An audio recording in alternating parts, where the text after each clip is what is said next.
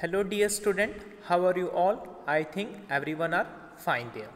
So student, today we are going to begin with part number 2 of figures of speech.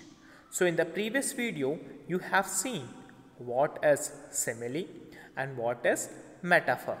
But in this video, we are going to learn about personification, alliteration, onomatopoeia, hyperbole and idioms. Okay, this is what we are going to learn here. So student, just recall your previous video. What is the meaning of simile?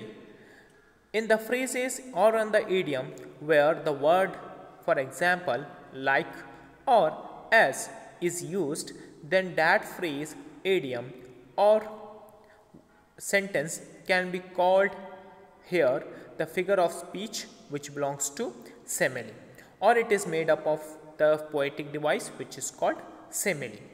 And what is metaphor? Metaphor where the meaning of a word changes is called metaphor. Okay, soldiers are the lion. Where soldiers have given the meaning of lion, then it is called metaphor. Students are like the Einstein, where the student have given the meaning of Albert Einstein. It means they are intelligent as Albert Einstein. So the meaning to someone given, okay, without the words like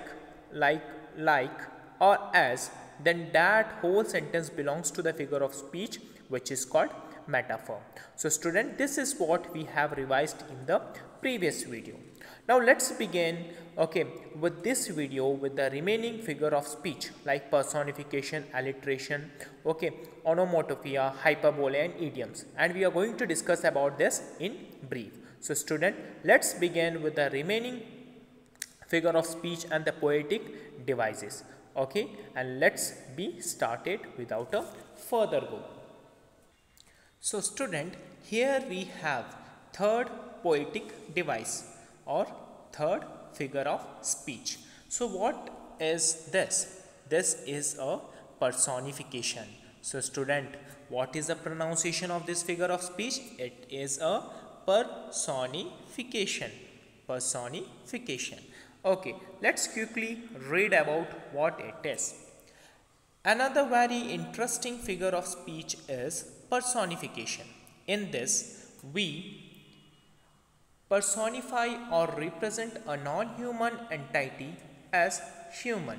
For example, we give an inanimate object or an intangible idea of some human qualities such as emotions or gestures or even speech, okay, to someone or to something or to a non-living thing, then it is called here personification.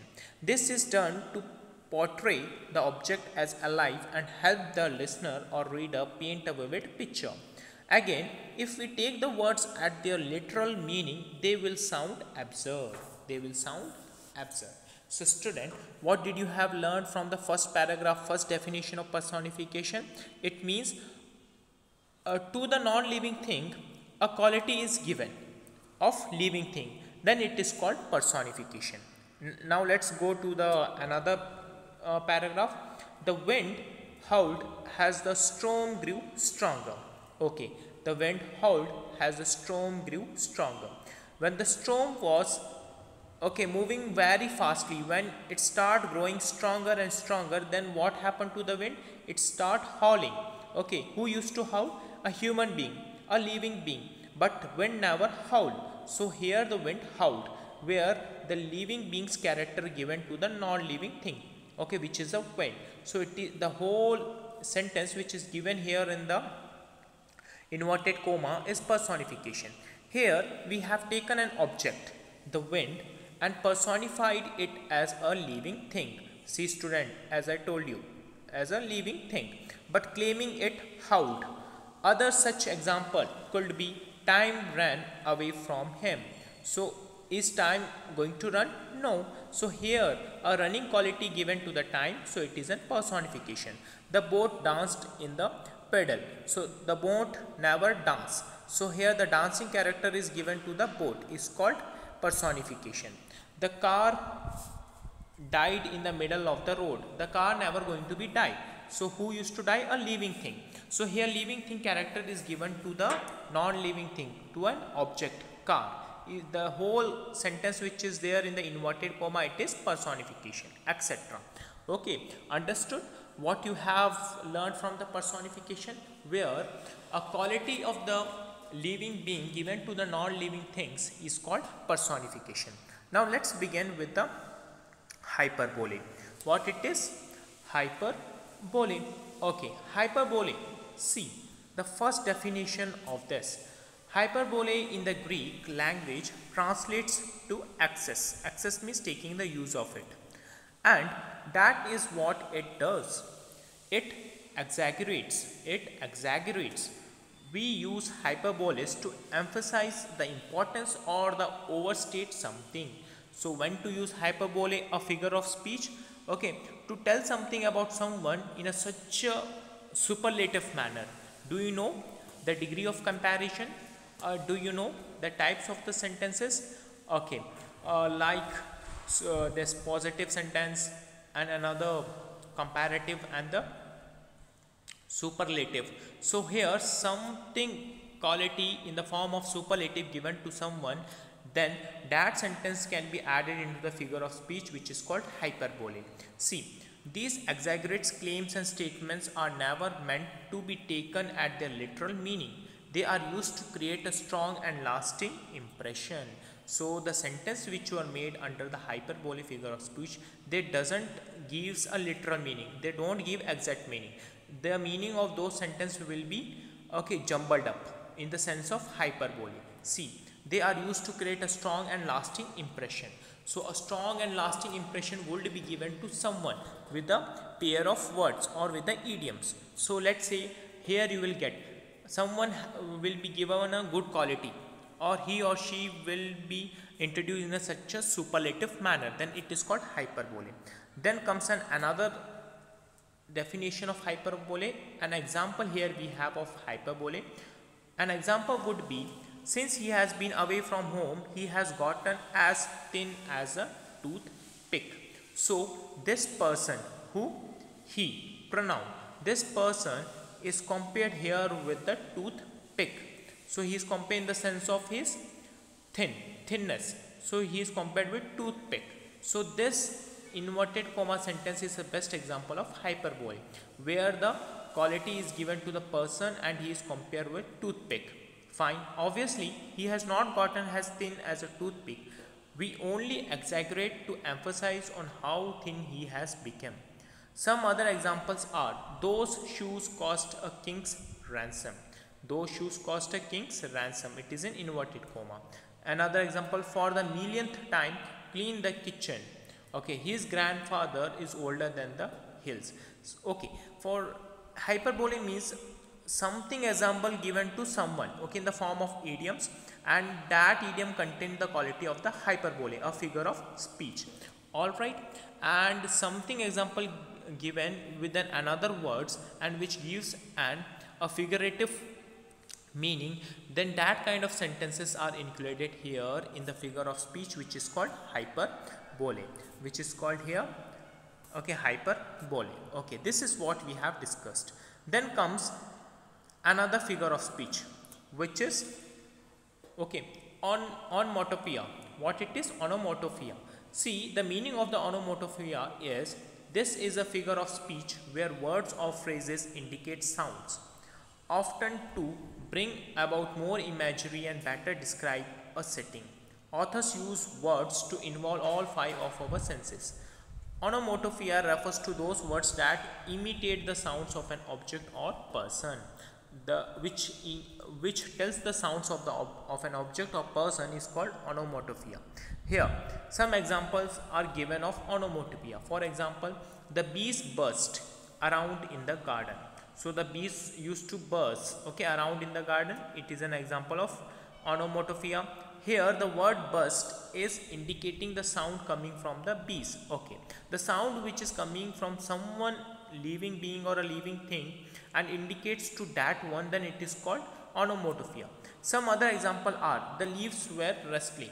See, without seeing that object, you can get know about the sound of that object, then that whole sentence can be called here in the form of onomatopoeia. The sentence which gives the exact meaning of that particular thing without any jumbled sentences, without any idioms, then and that both the sentences are correlated with each and other, then it is called onomatopoeia. Another example here we have, the door was squeaking. Which used to squeak? Obviously furniture or a door, then it is an onomatopoeia. He closed the book with the third. So the third sounds came out of the book. Then the third sound usually comes out of the book, then we will get no. Might be book was closed in such a fast manner, that's why the sound third came. So it is also onomatopoeia. Understood, students? Very simple, onomatopoeia. Then comes here what we have to learn the difference between single inverted comma and double inverted comma. Okay, fine. So here we have to find the difference in between single inverted comma and double inverted comma. See, solved question for you. Here we have some solved question for you. Identify the figure of speech in the following. So student, first one for you. The cat ran away like the wind. So the quality of the wind given to the cat, then what it is? Yes, what it is? It is a personification. Okay, all right. We can see. Suddenly in the middle of the night, the dog started barking. Which used to bark? Obviously dog. Then what it is? Onomatopoeia. Variety is the spice of life. What is the spice of life? Variety. Okay, so it is a simple sentence. So what it is? Which figure of speech? Yes, metaphor. The first one can be a personification or simile because like is used here. See the answer. Here you will get simile, the cat and its speed. Speed is compared to the wind, and since the word like is used, it is a simile. Onomatopoeia, why? Barking is a word that indicates sound. Okay, that indicates sound is an onomatopoeia. Metaphor, here the two things are compared with the use of as or like. The sentence indicates the one of the things is similar to the other. Okay, then it is called here metaphor. Yes, see, variety is the spice of life. So third one is metaphor. Okay, then this is what we have learned from the figure of speech and the poetic devices. Student, in this what we have learned? Okay, first we have learned simile, then we learned metaphor, then we learned personification, then we learned hyperbole, then we learned onomatopoeia. So these all main figure of speech we have learned here in this class, and two more figure of speeches are there, two more poetic device. Which one? Hyperbole we have discussed, onomatopoeia we discussed, alliteration. So what is alliteration? Let's say for example, sunrise, sunset, part of the earth. Sunrise and sunset. The first letter of the sunrise and sunset is SS. So it is a part of the earth, a part of the solar system. So the word which belongs to the first letter, okay, which is same in whole sentence, in the whole stanza, then it is called alliteration. Understood? Very simple. Alliteration is very simple. Idiom, okay, where the meaning is different and the sentence is different, then these kind of sentences are called idioms. All right, students. So student, let's quickly revise what we have learned from the figure of speech and explain each and every main figure of speech from the given poetic devices. Okay, let's discuss it. Simile is a sentence where like or as word is used, then it is called simile. What is metaphor? Okay, a meaning is given to someone, okay, whatever it may be, but a meaning is given to someone for, and that person, okay, could be defined by another meaning, so it is called metaphor. What is personification? Personification is here a non-living being's characters are given to the non-living thing, then it is called personification. What is alliteration? When the first letter of the word comes the same in the stanza or in the sentence, then it is called alliteration. What is onomatopoeia? Okay, The sound which represent or which indicates to that particular thing, it is called onomatopoeia. Okay, what is hyperbole? Hyperbole means someone, okay, someone considered in the sense of very superlative or something information given to about someone, it is called hyperbole. Idioms which we used to do, okay, where the sentence is different and the meaning is different, it is called idioms. Okay student, this is what we have learned, okay, from in this part about the figure of speech, and we have discussed it in briefly with the help of the a very good definition and with the help of the many simple example. So student, for the time being, what you have to do, watch this video thoroughly, understand it, pause the video, make a proper notes there in your notebooks and have a better understanding of it. So student, for the time being, take care and have a nice day.